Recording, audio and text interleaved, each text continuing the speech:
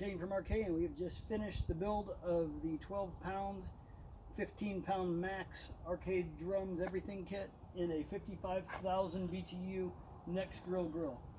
This guy can do 45 pounds of coffee an hour, and it's a beast. And now that we've got it all built, check out our previous videos if you want to see how this was all put together. We're going to show you what you do for your first burn-in. I'm going to show you how to hook up this tank, and the way you hook up this tank is important.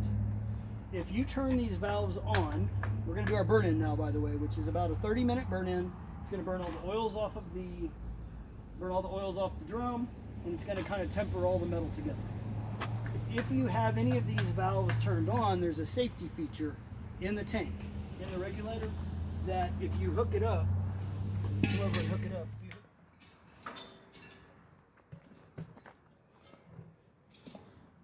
You open the gas and you try to hook it up. Now, because these valves are on, the gas won't flow, or it'll flow very, very slowly, and it won't come up to temperature. So you have to make sure that these valves are off. Then you go ahead and hook it up. So we'll go ahead and close this valve. Then we'll hook up our propane tank. That's good and tight. Now we'll turn it on.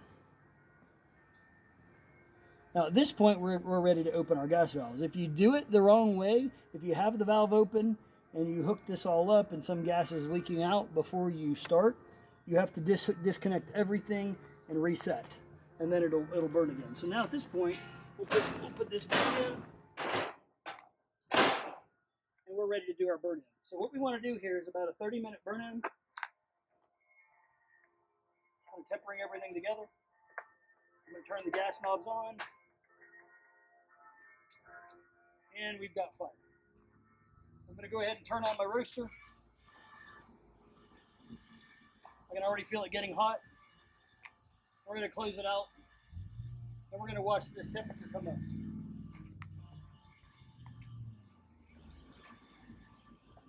Put everything on high and get this burning pretty quick.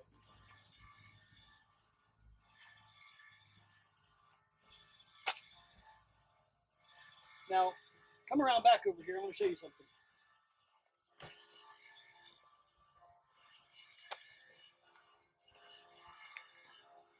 On the back of this grill, we have a huge vent, and there's just a ton of heat coming out. If we block off about 80% of this vent, which we'll do this in a later video, but if we block this off, we'll maximize the efficiency of this grill. This grill isn't going to be very efficient to get started with because it's dumping out so much heat. It's kind of like your mom telling you to close the front door of the house. What you're trying to do, heat up the outside of the whole world. That's what we have here. We're dumping all of our propane in the form of heat right out this back vent. So we have a technique of closing off this back vent and keeping some of that heat trapped in there, and it means we can get 3 times more roast out of every tank of propane.